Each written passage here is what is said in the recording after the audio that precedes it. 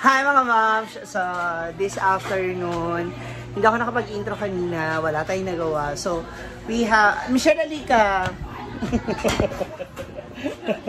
Bakit? Katakutin! Kasi maganon-ganon. Napagod talaga, nakakaloka kasi. Kanina po, hi ma'am! Okay lang. Yung kanina kinuha nila na uya, 50 na lang yun. So, kanina dumating ako rito ng around mga 9:45, ganun. So, nakapag-settle na, marami ng putahe rin na naluto. Kaya lang, before 11:30, dumating ang mga senior high. So, nakakatuwa kasi nagkakaroon na kami ng mga iba pa mga student customers dito, no? And, sinusubukan namin na ibigay yung mga mas affordable na ulam, no? Mas maraming sabaw sa adobo, tsaka sa nilaga. Then, kaya siguro mas dadagdagan yung iba namin mga customers. And thank you so much sa mga nagchichika dyan out there na dito kayo kumain. Tapos yung fried chicken namin kanina, ilan na yung una mo naluto, ate? At saka, bali 15 pieces. Tapos may lieg pa na 20 pieces. Tapos meron kaming 15 pieces na malalaki siya. Mga, pwedeng large size na siya. Tapos meron kaming natira, meron kaming 4 na extra large. So akala namin hindi siya talaga mabebenta. And that's worth 50 pesos. Grabe na ubos. Then bago nga mag alas 12, nagpahabol ako ng manok. Ilan yung adobong manok? Adobong manok, 13 pieces. Then nagpa-additional kami ng mga 10 pieces na fried chicken. 100 yung kanya. May change siya. Pati si ate. Okay na yung adobo? Adobo lang. Pag-shower? Yes, adobo lang. Masarap talaga. Etong dalawang to, hindi actually, kasama kasi nila si lagi talaga sila rin kumakain dito madalas, especially si ate girl na alam ko na yung mga 40 niyang food, ko yung mga hilig niyang food, so madalas na talaga sila. Masarap ba talaga yung food, no? Yes, yes. Oo. Yes. Oo, kasi yun ni isang balot ng veggie niya.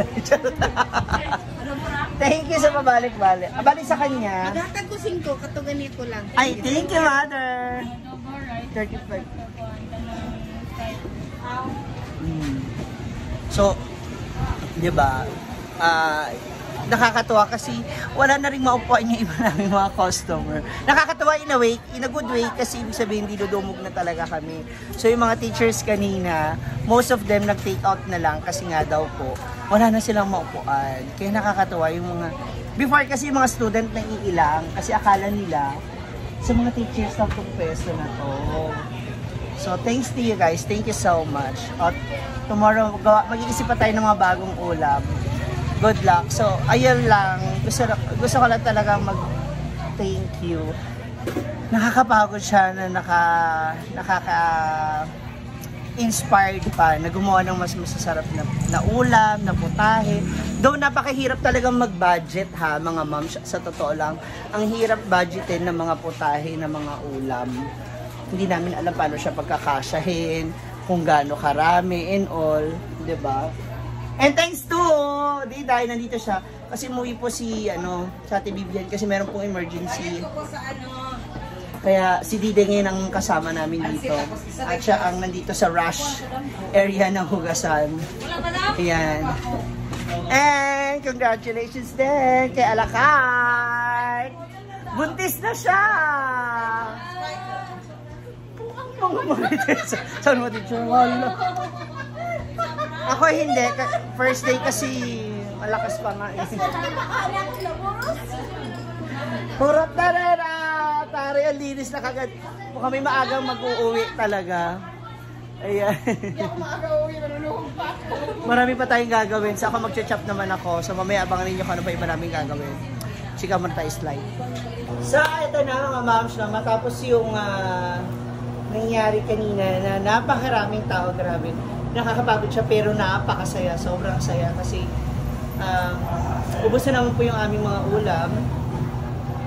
No, and Nakakatawa kasi marami na marami ating mga customers. So, maliban sa mga students. Alin ba? Dito ka. Wala ka na.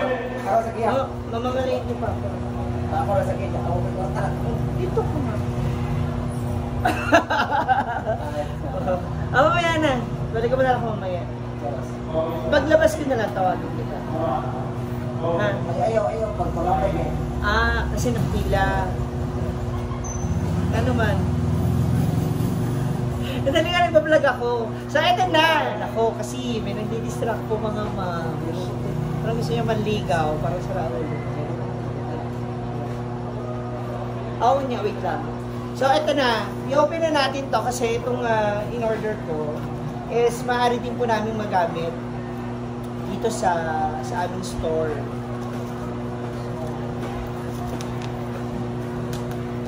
Ang tagal ko itong in-order. Parang ano to, parang end of the month ng mga 4th week ng July.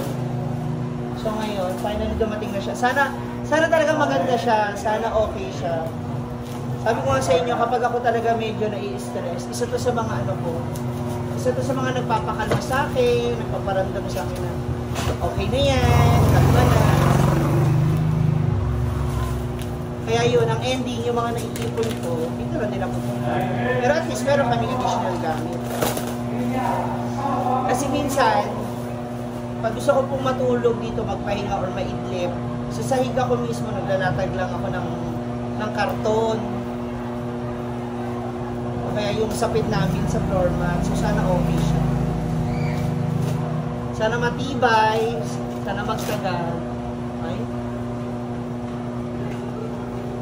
Parang hindi tayo kakayanin dito.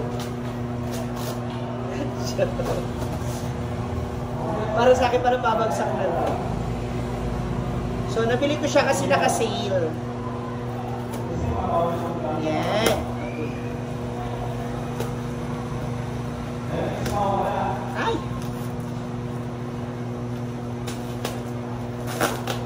So, instead na bumili ako ng ng foldable na foam kasi wala pa naman talaga akong room dito sa store.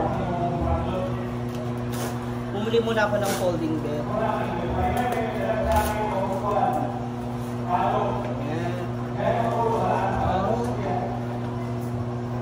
Pang solo lang talaga siya, pang single.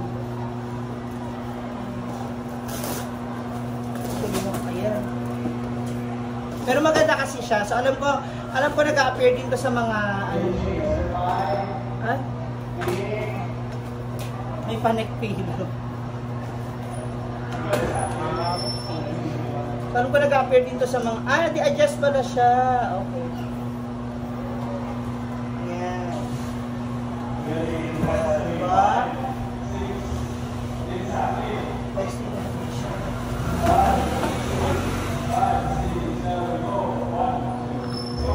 Wala, kaliko.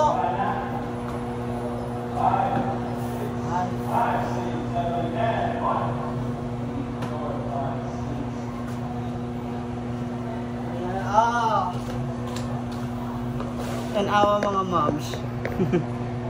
Diba? Okay na rin siya. Kaya ba? Ay, sandali. Pakita ko sa inyo. Ay, nakaharang pala siya. Dapat dito. Para makita nyo. Kasi alam ko mga marites kayo eh.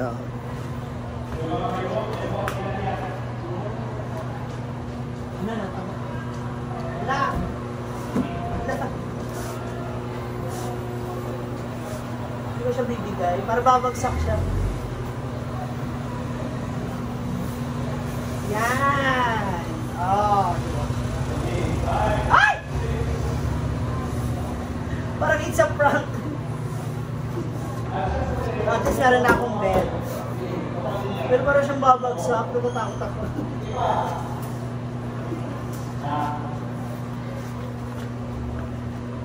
So, feeling ko dapat din na siya gamitin ko.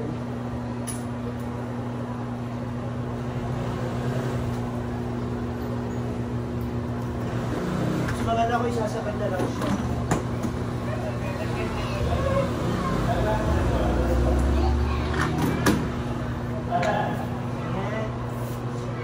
Pero hindi siya bouncy. Pupunit to. Hindi na kasya dito.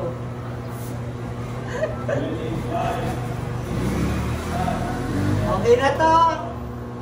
Pwede na to.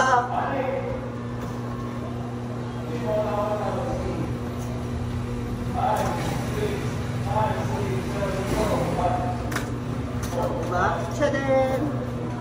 Ano na ako higaan? Hala! Ang tornilyo lumuwag. Wala.